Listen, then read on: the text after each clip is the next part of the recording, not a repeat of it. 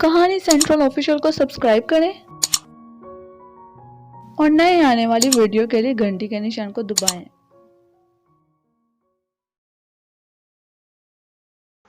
मैं इन्हें ख्वाब सुनाकर परेशान नहीं करना चाहता। मैं कौसर के मुतालिक हर बात उनसे छुपा चुका था। अब कैसे बताता कि मैंने ख्वाब में कौसर को ऐसी हालत में देखा है। कुछ नहीं ताया, बस देखा था कि जंगल में जा रहा हूँ कि अचानक सांप पैरों से लिपट गए। मैंने गोलमोल सा जवाब दिया। सांप देखना दुश्मन देखने के मुतरादिफ है। वो तुम्हारे पैरों से लिपट गए थे। इसका मतलब ये है कि तुम जिस सफ़र पर जा रहे हो तुम्हारा दुश्मन तुम्हें रोकने की कोशिश करेगा। वकारुल हसन, तुम जो कुछ बता चुके हो इससे साबित यही होता है कि साधु तुम्हारा तो बाल भी बीका नहीं कर सकता। बाल? हाँ,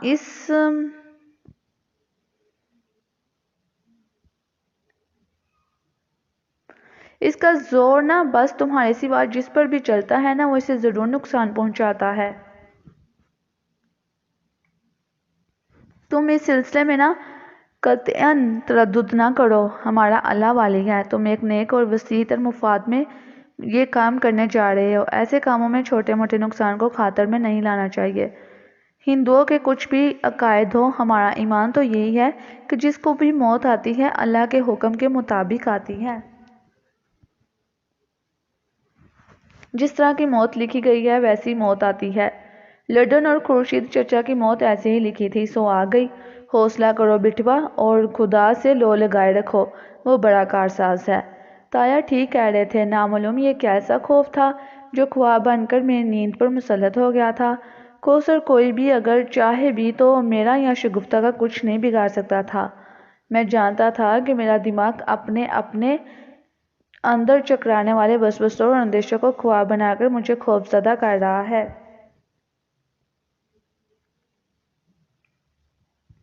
फिर अचानक मुझे अपनी पिंडलियों का ख्याल आ गया जिन पर रस्सी के बल भी अब कसे महसूस हो रहे थे। मैंने अपनी टांगों को हरकत दी, अब वो ठीक थी।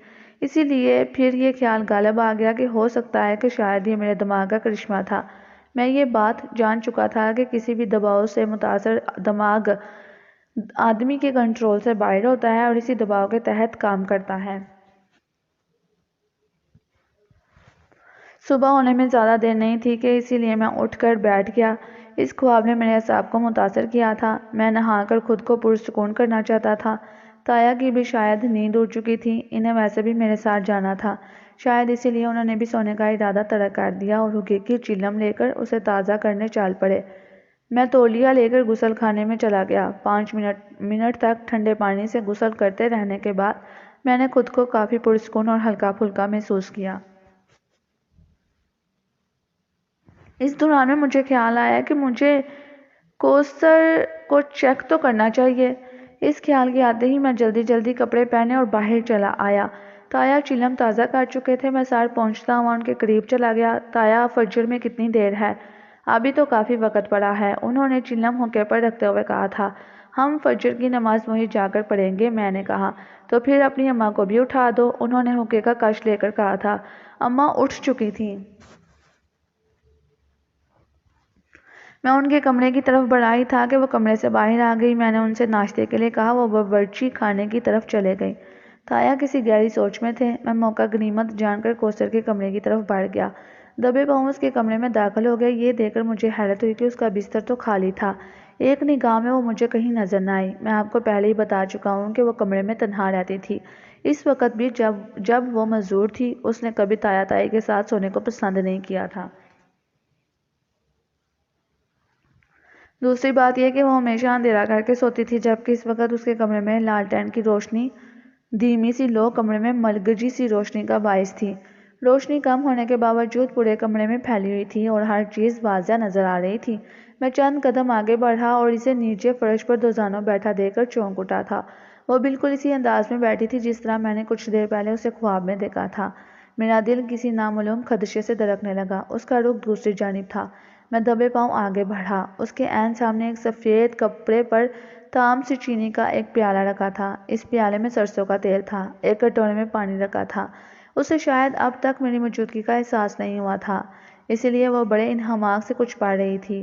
اس کی آنکھیں بند تھیں۔ اس نے آنکھیں کھولے بغیر کٹورے کا پانی سرسوں کے تیل میں ملا دیا، پھر جانے کہاں سے ایک چاقو نکال کر اس چاقو سے تیل اور پانی کو ملانے لگی۔ اس کے ہونٹ تیزی سے ہل رہے تھے۔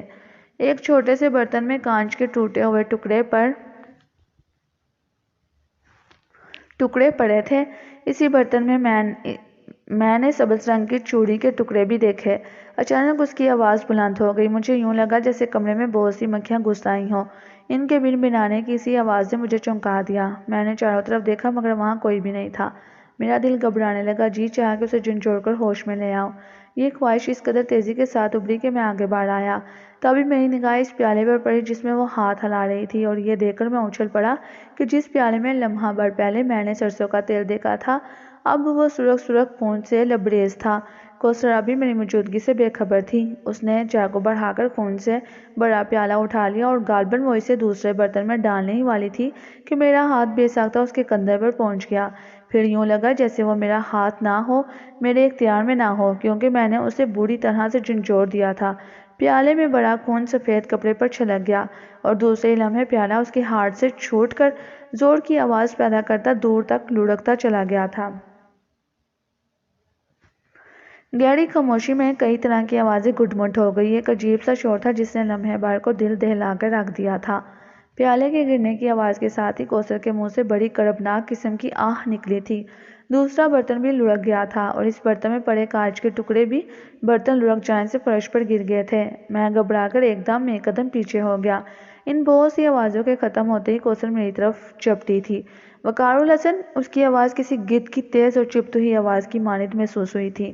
میں نے اس کی طرف دیکھا اور دنگ سے رہ گیا تھا۔ اس کے چہرے پر بہوبت ملا ہوا تھا۔ اس کا چہرہ بھیانک نظر آ رہا تھا۔ آنکھوں میں پھیلی سرخی شعلے سے ٹپکتے محسوس ہو رہے تھے۔ غصے کے مارے اس کے منہ سے کف جاری ہو گیا تھا۔ یہ کیا کیا تم نے؟ وہ ہذیانی انداز میں چیخی۔ میں نے گھبرا کر دروازے کی طرف دیکھا۔ میں سوچ رہا تھا کہ تایا اور اماں تک اس کی چیخ و پکار پہنچ گئی ہوگی اور وہ لوگ اب آتے ہی ہوں گے۔ میں تم سے پوچھ رہی ہوں۔ اس نے آگے بڑھ کر میرا گریبان پکڑ لیا اور مجھے جھٹکے دینے لگی۔ اس کے جھٹکے دینے کی وجہ سے میرے پاؤں زمین سے اکھڑ گئے اور وہ مجھے برابر جھٹکے دے رہی تھی، اور مجھے یوں لگ رہا تھا جیسے میرے جسم کے اندر ایک طوفان آیا ہے، جیسے کہ کوئی چیز اپنی جگہ پر نہ رہی ہو اور میرے کرتے کا گلا میرے گردن پر پھندا بن گیا تھا۔ میرا سر چکرانے لگا۔ میں بالکل بے بس ہو گیا۔ میرے ہاتھ میں بالکل جان نہ رہی۔ اچانک اس نے مجھے زور سے دھکا دیا اور اپنی گرفت سے آزاد کر دیا۔ میں لڑکھڑیاں کھاتا ہوا دور جا گرا، مگر میں نے اٹھ جانے میں بھی دیر نہ لگائی۔ میں حیرت سے کوثر کو دیکھ رہا تھا۔ وہ نازک اندام سی لڑکی میں بے پناہ قوت کی مالک تھی۔ اگر کوئی دیکھتا تو کبھی یقین نہ کرتا مجھ جیسے لڑکے کو اتنی دور پھینکنے والی یہ نازک سی لڑکی تھی۔ حیرت اور خوف سے میری جان گنگ تھی۔ مجھے یہ حیرت تھی کہ اب کیا اماں یا تایا کیوں نہیں آئے؟ گو کہ بڑی تیزی سے وہ چیخی تھی۔ اچانک اس کی سسکیاں گونجنے لگی اور وہ بستر پر گر کر رونے لگی۔ یہ کیا کیا تم نے؟ میری رات بھر کی محنت پر پانی پھیر دیا، وہ کہہ رہی تھی۔ میں آہستہ قدم اٹھاتا اس کے قریب چلا گیا تھا۔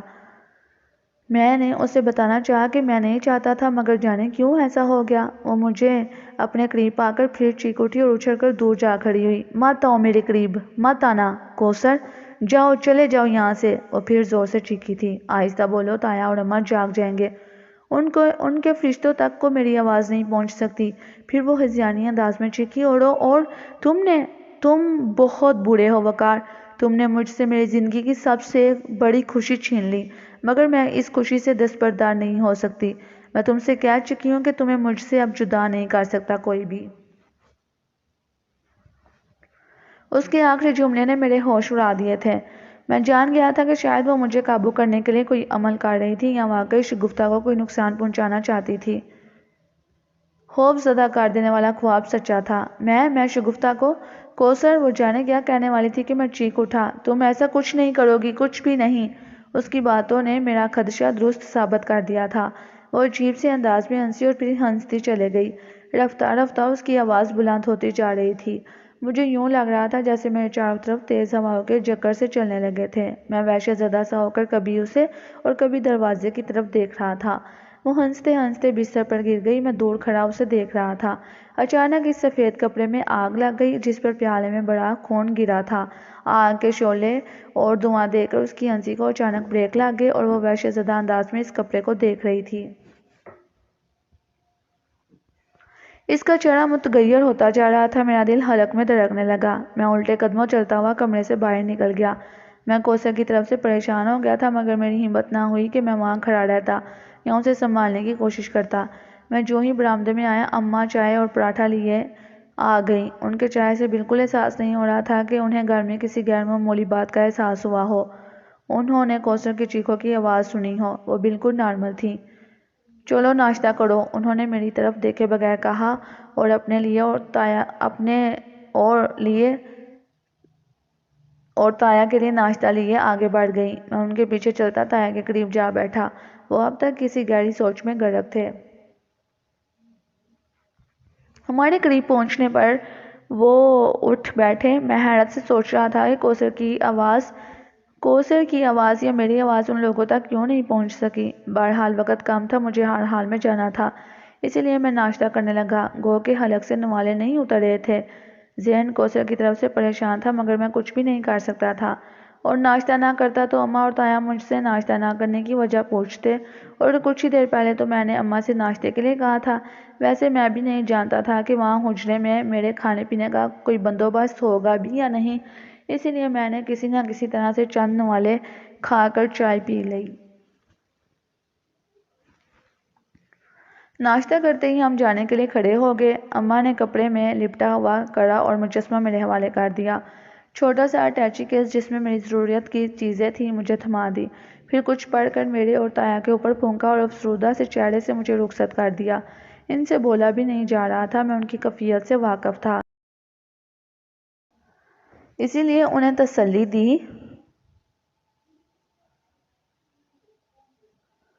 کہ میرے بارے میں قطعاً تردد نہ کریں۔ یہاں سے میں تایا کے ساتھ جا رہا تھا، وہ یقیناً آ کر میری خیریت کی اطلاع دیں گے، اور وہاں حجرے میں میں تنہا نہیں ہوں گا۔ سنہرے بابا چلے بھی گئے تو جن بابا میرے پاس ہوں گے، چاہے وہ بلی کی شکل میں ہو یا فقیر بابا کی شکل میں۔ میری تسلیاں سن کر اماں نے اس بات میں سر ہلا دیا اور ہم انہیں خدا حافظ کہہ کر گھر سے باہر نکل گئے۔ گلی سنسان تھی، کسی سواری کے ملنے کا تو سوال ہی نہ تھا۔ میں اور تایا خاموشی سے چل پڑے۔ سنسان گلی کے سناٹے میں ہماری قدموں کی آوازیں عجیب پراسرار سا تاثر پیدا کر رہی تھیں۔ ابھی شاید صبح ہونے میں کافی دیر تھی۔ میرا اندازہ تھا کہ ہم غالباً پون گھنٹے تک وہاں پہنچ جائیں گے۔ مجھے تایا کے اتنی دور پیدل چلنے پر تشویش تھی، اسی لیے میں ہلکی رفتار سے چل رہا تھا۔ تایا، اس وقت کوئی سواری نہیں مل سکے گی، کیا آپ اتنی دور پیدل چل سکیں گے؟ میں نے پوچھا تھا۔ ہاں میاں، چل لیں گے۔ بھلا نہ چلیں گے تو کیا کریں گے؟ ٹانگوں میں تو کافی جان ہے، مگر زیادہ نہ چلنے کی وجہ سے عادت نہیں رہی، ورنہ زمینوں پر تو میں میلوں پیدل چلا کرتا تھا۔ واپسی پر تانگا لے لیجیے گا۔ ہاں دیکھیں گے، انہوں نے سرسری سے انداز میں جواب دیا۔ لگتا تھا جیسے وہ کسی سوچ میں ہیں، ان کا ذہن کسی بات میں الجھا ہوا تھا۔ کیا سوچ رہے ہیں تایا؟ میں نے محض اس لیے پوچھ لیا کہ خاموش سفر کافی طویل اور تھکا دینے والا ہوتا ہے۔ میاں وقار الحسن، میں کچھ روز سے بہت الجھن میں ہوں۔ کیسی الجھن تایا؟ کوثر کی طرف سے کافی تشویش ہے، اس میں بڑی واضح تبدیلیاں بھی محسوس کر رہا ہوں۔ ان کی بات سن کر میرا دل دھڑک اٹھا تھا۔ کیسی تبدیلیاں تایا؟ مجھے تو ایسا کچھ محسوس نہیں ہوا۔ میں نے ہنسنے کی کوشش کر ماحول کی غمگینتا کو کم کرنا چاہا۔ انہوں نے سر گھما کر مجھے گہری نظروں سے دیکھا۔ شاید تم نے محسوس نہ کی ہوں، انہوں نے دھیمے سے لہجے میں کہا تھا، مگر ان تبدیلیوں کو شدت کے ساتھ محسوس کر رہا ہوں میں۔ اسے اب کچھ ایسی چیزوں کی بھی ضرورت پڑنے لگی ہے جن کے استعمال کے بارے میں بات کچھ واضح نہیں ہوتی۔ پھر اس کا رویہ، اس کی آنکھوں کی بے چینی، اس کا گھنٹوں تنہا اور اندھیرے کمرے میں پڑے رہنا، پہلے تو مجبوری تھی مگر اب اسے کوئی مجبوری نہیں ہے۔ خدا نے اسے جس نعمت سے نوازا ہے، اس کی جگہ کوئی اور لڑکی ہوتی تو ہواؤں میں اڑتی پھرتی، مگر وہ تو اس کا رویہ ناقابل فہم ہے۔ آپ کا وہم ہے تایا، اس کی تنہائی میں پڑے رہنے، مستقل کچھ نہ کچھ سوچنے اور پڑھنے کی عادت پختہ ہو چکی ہے، یہ ایک دم سے نہیں جا سکتی۔ میں نے بات بنانے کی کوشش کی۔ نہیں وقارالحسن، اس کا رویہ فطرت کے خلاف ہے۔ اسے تو گھومنا پھرنا چاہیے تھا۔ وہ تم سے باہر لے جانے کی ضد کرتی، گھومنے پھرنے کے لیے خاندانی روایات یا طور طریقوں کو بھی پس پشت ڈال دیتی، روتی چیختی چلاتی تو میں مطمئن ہوتا کہ وہ عین انسانی فطرت کے مطابق ایسا کرتی، مگر خیر چھوڑو، میرا خیال ہے کہ وہ نارمل نہیں رہی۔ میرے پاس کہنے کو کچھ بھی نہ تھا، وہ ٹھیک ہی تو کہہ رہے تھے۔ میں خاموش رہا۔ میں نہیں چاہتا تھا کہ وہ اس سلسلے میں مزید سوچ سوچ کر پریشان ہو۔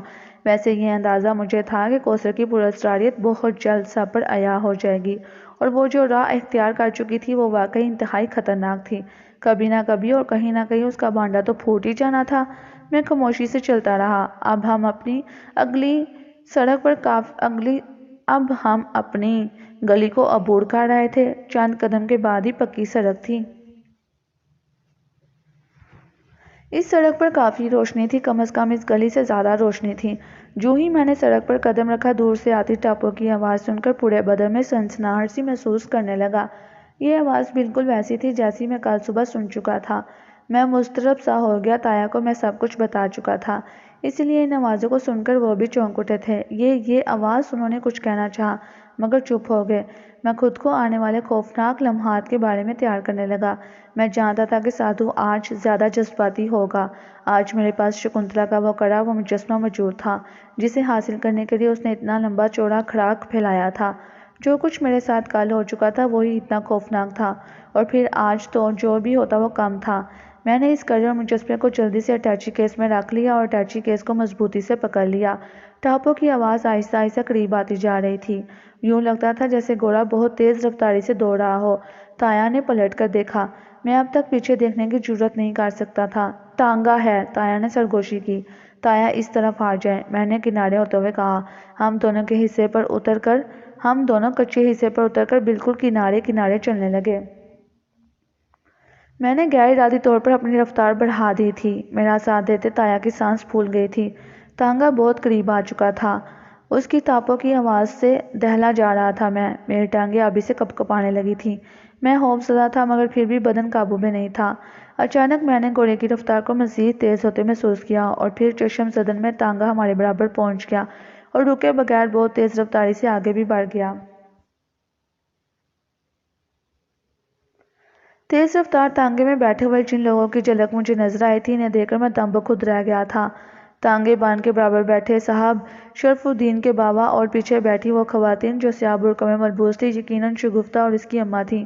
یہ لوگ یہاں اس وقت شاید تایا بھی انہیں دیکھ چکے تھے، ورنہ میں تو سمجھا تھا کہ مجھے ہی وہم ہوا ہے۔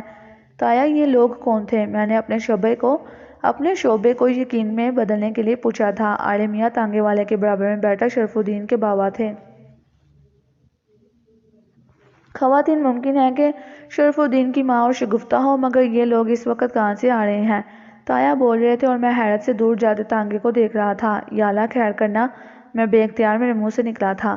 اللہ خیر کرے گا، تم خود کو پرسکون رکھو، تایا نے میرے کندھے پر ہاتھ رکھ کر کہا تھا۔ ٹانگا ہماری نگاہوں سے اوجھل ہو چکا تھا۔ یوں لگ رہا تھا جیسے ہمارے قریب سے ایک طوفان گزر گیا ہو۔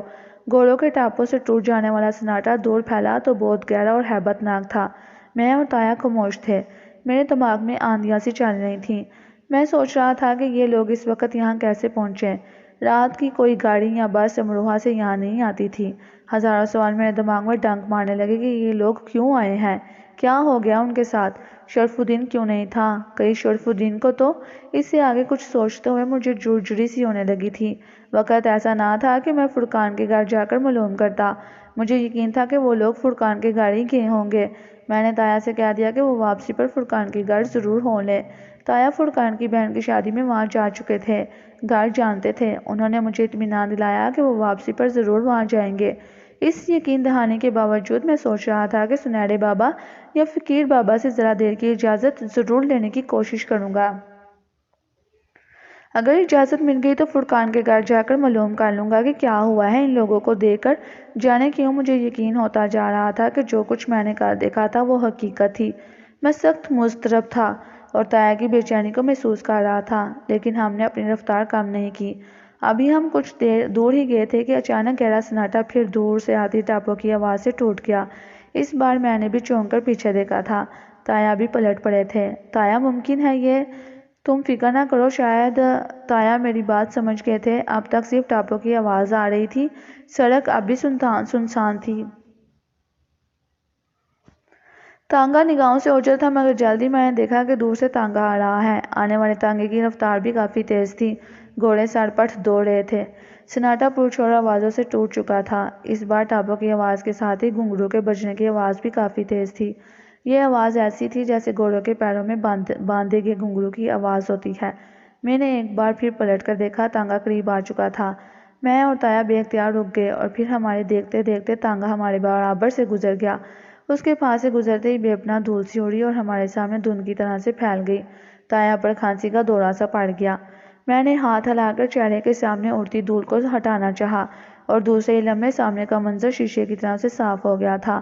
تانگے میں پیچھے بیٹھی سیاہ برقعوں میں لپٹی دو خواتین مجھے صاف نظر دکھائی دیں۔ وہ یقیناً شگفتہ اور اس کی اماں تھی، اس لیے کہ اس بار ان کے چہروں سے نقاب ہٹی ہوئی تھی۔ میں اچھل پڑا، تایا تایا! میں بے اختیار چیخ اٹھا۔ میں نے دیکھا کہ تایا بھی حیرت سے سامنے دیکھ رہے تھے۔ اب دھول کا نام و نشان نہ تھا۔ دوسرے لمحے میں چونک اٹھا تھا۔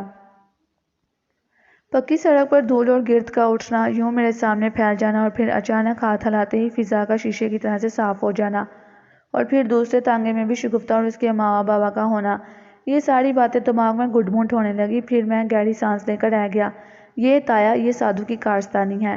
اس بار میں بہت پرسکون تھا۔ ثابت ہو چکا تھا کہ میرا شرف الدین کے لیے پریشان ہونا بیکار ہے۔ ہاں، تم گھبراؤ نہیں، اب کتنا فاصلہ رہ گیا ہے؟ تایا کی آواز میں اضطراب تھا۔ ابھی تو کافی فاصلہ ہے تایا، ابھی میں نے اتنا ہی کہا تھا کہ اچانک دور جاتے تانگے سے آگ کے شعلے اٹھنے لگے۔ شگفتہ اور اس کے اماں بابا کی کڑپناک چیخیں گونج اٹھیں۔ انہی چیخوں کو سنتے ہی میں اور تایا بے اختیار بھاگ پڑے۔ تانگا بیچ سڑک پر آگ کے شعلے میں گرا ہوا تھا۔ گھوڑے کے اچھلنے کودنے اور خود کو آزاد کروانے کے لیے چیخنے کی آوازوں نے دل دہلا کر رکھ دیا تھا۔ گھوڑے گھبرا کر بھاگ پڑے تھے۔ پھر تانگا سڑک پر گول دائرے کی شکل میں گھومنے لگا۔ ہم دونوں بڑی تیزی سے بھاگ رہے تھے کہ اچانک مجھے زور کا جھٹکا لگا۔ اٹیچی کیس میرے ہاتھ سے چھوٹ کر دور جا گرا۔ میں منہ کے بل سڑک پر گرا اور گرتے ہی میں نے تایا کو بھی بالکل اسی طرح سے جھٹکا کھا کر منہ کے بل گرتے دیکھا۔ پھر جیسے زمین نے ہم دونوں کو جکڑ لیا، میں نے دور پڑے اٹیچی کیس تک پہنچنے کے لیے آگے بڑھنا چاہا اور چیخ کر رہ گیا تھا۔ دو سوکھے ہاتھوں کی لمبی اور کھردری سی انگلیاں میرے ٹخنوں کو جکڑ چکی تھیں، بالکل اس طرح سے جیسے گھر کی بیٹھک میں ایک بازو سوکھے ہاتھوں نے میرے پیروں کو جکڑ لیا تھا۔ میں نے پیروں کو تن سے جدا ہوتے محسوس کیا اور پھر میری آنکھوں میں اندھیرا پھیلنے لگا۔ وقار الحسن! اچانک تایا کی چیخ نے مجھے آنکھیں کھولنے پر مجبور کر دیا تھا۔ میں نے شدید تکلیف کو برداشت کرتے ہوئے بڑی مشکل سے بند ہوتی ہوئی آنکھیں کھولیں اور یہ دیکھ کر حیران رہ گیا کہ کوئی شخص میرے بالکل سامنے کھڑا تھا۔ پھر میں نے اپنے سامنے کھڑے ہوئے سائے کو خود پر جھکتے محسوس کیا تھا۔ اس کا چہرہ دھیرے دھیرے میرے قریب آ رہا تھا۔ میں آنکھیں پھاڑ کر اسے دیکھنے کی کوشش کر رہا تھا۔ جب اس کا چہرہ میرے بالکل قریب آ گیا تو میرا سانس رک گیا تھا۔ مجھے لگا جیسے میرا سر بگ سے اڑ جائے گا۔ میرا اوپر جھکنے والا 100% رحیمو تھا۔ میں جو ٹخنوں کی تکلیف سے بے ہوش ہونے لگا تھا، سب کچھ بھول بھال گیا۔ آنکھیں پھاڑ کر اسے دیکھنے لگا۔ پہلا خیال تو مجھے یہی آیا کہ یہ بھی سادھو کی شرارت ہے، مگر جب میں نے اس کے ساتھ ہی تایا کو بھی خود پر جھکے پایا تو بونچکا سا رہ گیا تھا۔ وقار الحسن، کہیں چوٹ تو نہیں آئی؟ تایا یوں پوچھ رہے تھے جیسے میں یوں ہی چلتے چلتے گر پڑا ہوں۔ ان کے چہرے پر کوئی اچنبھے کی بات نہ تھی۔ وہ بالکل نارمل انداز میں میرا ہاتھ پکڑ کر اٹھا رہے تھے۔ میں نے ان سے کہنا چاہا کہ میرے ٹخنوں کو کسی نے جکڑ رکھا ہے، مگر میں کہہ نہ سکا۔ اس لیے نہیں کہ مجھ سے بولا نہیں جا رہا تھا، بلکہ اس لیے کہ میں نے اپنے ٹخنوں کو آزاد محسوس کیا تھا۔ نہ کسی نے انہیں جکڑ رکھا تھا اور نہ ہی اب میرے پیروں میں کوئی تکلیف تھی۔ میں ایک جھٹکے سے اٹھ بیٹھ گیا۔ سب سے پہلے میں نے اپنا اٹیچی کیس قابو میں کیا، پھر اس شخص کی طرف پلٹا جسے میں رحیمو سمجھ رہا تھا۔ میں ٹھیک ہوں تایا، میں نے مثبت انداز میں جواب دیا۔ میری آنکھیں رحیمو کے چہرے پر جمی تھیں۔ تم کون ہو؟ میں نے اس سے پوچھا۔ حالانکہ یہاں جتنی روشنی تھی اس میں مجھے اس کا چہرہ صاف نظر آ رہا تھا اور اب مجھے پوری طرح سے یقین آ چکا تھا کہ وہ رحیمو ہی ہے۔ میں نے اسے زندگی میں تو غور سے نہیں دیکھا تھا، مگر مرنے کے بعد میں اسے دیکھ چکا تھا۔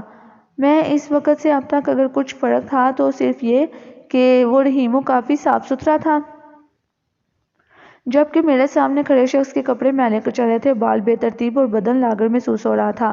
میں عبدالرؤوف ہوں۔ آپ مجھے نہیں جانتے، مگر میں آپ کو جانتا ہوں۔ میں شرف الدین کے بابا کے پاس ملازم تھا۔ اس نے دھیمے سے کہا اور میرا دل اچھل کر حلق میں آ گیا تھا۔ تم رحیمو عبدالرؤف نہیں ہو؟ بے ساختہ میرے منہ سے نکلا تھا۔ وہ میرا بھائی ہے، میں اس کی تلاش میں یہاں آیا تھا، مگر بھیا شرف الدین یہاں نہیں ملے۔ وقت نہیں ہے وقار الحسن، تایا اتنا کہہ کر عبدالرؤف کی طرف پلٹے۔ ٹھیک ہے میاں، ہمیں بھی اس کی کچھ خبر نہیں، تم شرف الدین کے بابا سے پوچھو۔ تایا کی زبانی شرف الدین کے بابا کا ذکر سنتے ہی میں تقریباً اچھل پڑا۔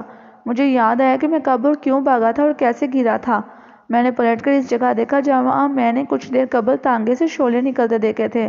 وہاں کچھ بھی نہیں تھا، سڑک سنسان پڑی تھی۔ شاید اس وجہ سے اب اس طرف متوجہ نہیں ہو سکا تھا۔ پھر رحیموں کے ہم شکل نے ویسے ہی میرے حواس گم کر دیے تھے۔ تایا وہ تانگا، وہ لوگ شاید فرقان کے گھر گئے ہیں، تایا نے سرسری سے انداز میں کہا۔ پھر عبدالرؤف سے مخاطب ہوتے ہوئے بولا، تم نے فرقان کا گھر دیکھا ہے نا؟ ہاں میاں جی، میں وہیں سے تو آ رہا تھا، مجھے دلی کے لیے ریل پکڑنی ہے۔ تو شرف الدین کے بابا بھی ابھی وہیں گئے ہیں، ان سے جا کر پوچھو اور ہماری جان چھوڑو، ہم ذرا جلدی میں ہیں۔ تایا بہت زیادہ جھنجھلائے ہوئے تھے۔ اتنا کہہ کر انہوں نے میرا ہاتھ تھاما اور تیزی سے سبز گنبد والی مسجد کی طرف بڑھ گئے۔ میری سمجھ میں کچھ بھی نہ آیا، یوں لگ رہا تھا جیسے چند لمحوں اور پہلے ہونے والا واقعہ گویا ہوا ہی نہیں تھا۔ قدم جیسے چند لمحوں پہلے، اچھا، قدم بڑھاتے ہوئے میرا سارا دھیان اپنے پیروں کی طرف تھا، جن پر ابھی کچھ دیر پہلے میں نے سوکھے سوکھے ہاتھوں کی پتلی اور آہنی قسم کی انگلیوں کی گرفت محسوس کی تھی۔ میں بالکل ٹھیک تھا، نہ ٹخنوں میں تکلیف تھی نہ پیروں میں۔ عبدالرؤف ہونکوں کی طرح سے ہمیں دیکھتا رہ گیا اور ہم تیز رفتاری سے آگے بڑھ گئے۔ تایا، یہ جو کچھ ہوا تھا وہ دیکھا آپ نے؟ ہاں، لیکن تم بہت بے وقوف ہو۔ میرا خیال ہے کہ تم نے اپنی بے وقوفی سے اپنے لیے زیادہ پریشانیاں مول لے لی ہیں۔ بھائی، جب تمہیں پتہ ہے کہ سادھو صرف تماشے کرتا ہے، اور آج تو ویسے بھی یہ سب متوقع تھا کہ تم یہ مجسمہ اور کڑا سنہرے بابا کو دینے جا رہے ہو، وہ ان سب چیزوں کو ہی حاصل کرنے کے لیے اتنا کھڑاک پھیلائے ہوئے ہے، اور یہ بھی سن لو کہ آگے کا راستہ منتصر ضرور ہے مگر کھٹن بھی ہو سکتا ہے۔ تم کوشش کرو کہ فاصلہ جلد از جلد ختم ہو جائے، اور اگر بلی نہ آئی ہوتی تو؟ بلی کہاں ہے؟ میں خوش ہو گیا، جان گیا کہ جن بابا پہلے ہی کی طرح سے میری حفاظت پر مامور ہیں، انہیں یقیناً سنہرے بابا نے بھیجا ہوگا۔ بس لمحہ بھر پہلے کو وہ سڑک پر بھاگتی نظر آئی تھی اور سڑک پر جلتا ہوا تانگا یوں ہوا ہو گیا جیسے کبھی تھا ہی نہیں۔ پھر میں نے اسے تمہارے پیروں کے پاس دیکھا اور تبھی اندھیرے میں یہ شخص نکل کر تمہاری طرف بڑھا۔ یہ رحیمو کون ہے؟ وہی تو نہیں جس کے بارے میں تم بتلا رہے تھے کہ سادھو نے اسے تمہارے ہاتھوں قتل کروا دیا تھا؟ جی تایا، لیکن وہ تو چلا گیا تھا۔ میں بری طرح سے بوکھلا گیا۔ شاید تایا نے میری بوکھلاہٹ کو محسوس کر لیا تھا۔ انہوں نے بغور میرے چہرے کی طرف دیکھا۔ میں چہرہ سیدھا رکھے تیزی سے آگے بڑھ رہا تھا۔ پسینے کی باریک سی لکیر میرے بالوں سے نکل کر کن پٹی کی طرف رینگ آئی تھی۔ انہوں نے یہ سوچ کر ہنکارا بڑھا۔ بہرحال وقار الحسن، میرا خیال ہے تم سنہرے بابا کے پاس سے آ جانے کے بعد تم زیادہ مضبوط ہو جاؤ گے۔ اب فکر نہ کرو، خاموش رہو اور آیت کرسی پڑھتے رہو۔ ہمیں روشنی کی پہلی کرن سے پہلے ہی وہاں تک پہنچنا ہے۔ کیوں؟ یہی کہا تھا نا تم نے؟ جی تایا، وہ ٹھیک کہہ رہے تھے۔ ان باتوں نے میرے پرسکون اعصاب کو تھوڑ پھوڑ کر رکھ دیا تھا۔ میں خود ایک عجیب و غریب قسم کا ہجیان محسوس کر رہا تھا، جو آنے والے لمحوں میں میرے لیے کمزوری کا باعث بن سکتا تھا۔ یہ بات اماں اور تایا نے گھر سے چلتے ہوئے بھی مجھے سمجھائی تھی کہ جب میں جانتا ہوں کہ سادھو میری راہ میں رکاوٹیں کھڑی کرتا رہے گا تو خود کو پرسکون رکھ کر دماغ کو حاضر رکھ کر اس کا مقابلہ کروں، اس یقین کامل کے ساتھ کہ مجھے وہ کوئی بھی نقصان نہیں پہنچا سکتا۔ سنہرے بابا نے تاکید کی تھی کہ میرے قدم حجرے کے دروازے پر ہوں تو اب سورج کی پہلی کرن نکلنی چاہیے۔ میں نے مشرق سمت آسمان پر نگاہ ڈالی۔ ایک باریک سی چاندی کی پٹی تھی جو کہاں سے وہاں تک چلے گئی تھی، گویا صبح کاذب کا وقت شروع ہو چکا تھا۔ مجھے تو تایا پر حیرت تھی کہ وہ اس وقت جس رفتار سے چل رہے تھے اس کی مجھے توقع نہیں تھی۔ اب ہم سبز گنبد والی مسجد کی گلی کے کونے تک پہنچ چکے تھے۔ اس سے قبل کہ ہم اس گلی کی طرف مڑتے، ایک بدہیئت شخص اچانک ہی ہمارے راستے میں آ گیا۔ میں اور تایا بے ساختہ ٹھٹک گئے تھے۔ اس کے بال بڑے ہوئے تھے، چہرے پر ببوبت ملا ہوا تھا، کپڑوں سے عجیب سی ناگوار سی اور تیز سی بو نکل کر ہمارے نتنوں میں گھس رہی تھی۔ میں نے اسے غور سے دیکھا تو پورے بدن میں جھرجھری سی دوڑ گئی تھی۔ وہ سادھو تھا، وہی، اور اس حلیے کا سادھو جو میں نے اور شرف الدین نے کھنڈر میں دیکھا تھا۔ اس کے موٹے موٹے ہونٹوں سے رال ٹپک رہی تھی، بانچوں میں سفید چاک سا بڑا ہوا تھا۔ اسے دیکھ کر خوف کی بجائے مجھے کراہیت محسوس ہوئی۔ تایا اسے دیکھ کر بوکھلا گئے تھے اور فقیر قسم کی کوئی چیز سمجھ رہے تھے۔ میری گرفت اٹیچی کیس پر مضبوط ہو گئی۔ میں 2 قدم پیچھے ہٹ گیا۔ چلو بابا مجھے معاف کرو، تایا نے ہاتھ ہلا کر کہا تھا۔ وقار الحسن یہ مجھے دے دو، اس نے ان کی طرف دھیان دیے بغیر کہا اور ہاتھ اٹیچی کیس کی طرف بڑھایا۔ اڑے بایا باولے ہوئے ہو کیا؟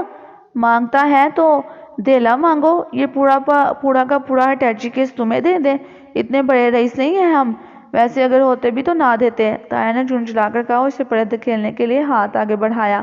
میں ایک دم سے چیخ اٹھا، اسے ہاتھ نہ لگائیے، یہ پلیت ہے، وہی سادھو ہے یہ۔ اوہ ہو تو وہ تم ہو۔ تایا نے اسے سر سے پیر تک دیکھا۔ بابا اتنی عمر میں بچوں کو ڈراتے شرم نہیں آتی تمہیں؟ تم مسلمانوں سے لڑ رہے ہو، تمہارے یہ ڈھول تماشے ہمیں نہیں ڈرا سکتے۔ یہ تو بچہ ہے۔ اس نے شرر بار نگاہوں سے تایا کی طرف دیکھا۔ میرا دل بیٹھ گیا۔ تایا شاید اس کی موجودگی کو سنجیدگی سے نہیں لے رہے تھے، جبکہ میں سخت خوفزدہ تھا۔ کسی شعبدے کی نمائش کی بجائے اس کا خود چلے آنا خالی از علت نہیں تھا۔ میں جانتا تھا کہ اب سخت قسم کا معرکہ بھی ہو سکتا ہے، اور جاڑ دوں گا تجھے، کھنڈر بنا دوں گا آبادیوں کو۔ مجھے یوں لگا جیسے اس کی آنکھوں سے چنگاریاں نکلنے لگی تھیں۔ ابے جا ابے، ایسا ہی دم خم ہوتا تو بچے کو ڈراتے نہ پھرتے، تایا نے ہاتھ نچا کر کہا تھا۔ میری نگاہیں سادھو پر جمی تھیں اور میں نے اس کے دائیں ہاتھ کو جنبش کرتے دیکھا اور پھر جیسے بجلی سی کوند گئی۔ شائع کی آواز کے ساتھ ہی تایا کی بے ساختہ چیخ نے میرے حواس گم کر دیے۔ تایا بڑی دور جا کر گرے تھے، یوں لگا جیسے سادھو نے ان پر کوڑے سے وار کیا ہو۔ میں اچھل کر پیچھے ہو گیا تھا۔ اب وہ پوری طرح سے میری طرف متوجہ تھا۔ میں تایا کی کوئی بھی مدد کرنے سے قاصر تھا، بلکہ میرا سارا دھیان اس پر تھا۔ اس نے پھر ہاتھ میری طرف بڑھایا اور تیز سیٹی جیسی آواز میں بولا، وقار الحسن میں تم سے کچھ نہیں چاہتا، بس یہ مجسمہ اور کڑا مجھے دے دو، تمہاری حویلی خالی ہو جائے گی۔ تم شکنتلا کو اپنے قابو میں کر لو گے، یہی نا؟ مگر تمہیں اس سے کیا حاصل ہوگا؟ کسی معصوم روح کو قید کر لینا تو تمہارے مذہب میں بھی جائز نہیں ہے۔ میں اسے یہاں کی قید سے آزاد کروانا چاہتا ہوں۔ یاد رکھو سادھو، روح دوسری دنیا میں جاتی ہے، یہ اس دنیا کی نہیں ہے۔ جن بندشوں کی وجہ سے وہ یہاں بھٹک رہی ہے، وہ اس کے لیے بڑا عذاب ہوگی، اور تم اسے ہمیشہ ہمیشہ کے لیے سزا میں مبتلا کرنا چاہتے ہو۔ جانے مجھ میں اتنی قوت کہاں سے آ گئی کہ میں اس کے سامنے ڈٹا ہوا تھا۔ یہ تمہارا معاملہ نہیں ہے وقار الحسن، میں اپنی جو شکتی کھو چکا ہوں اسے واپس دلانے کے لیے اسے قابو کرنا ضروری ہے۔ اس کا تعلق میرے مذہب سے ہے، تمہارے مذہب سے نہیں کہ تم اس کی روح کو آزاد کروانے کے چکر میں پھر رہے ہو۔ تم اپنی حویلی خالی کرواؤ اور بس، ورنہ تم کیا کر لو گے؟ اس سے ہونے والی اس گفتگو نے مجھے ڈھارس بندھائی اور میں بپھڑ گیا۔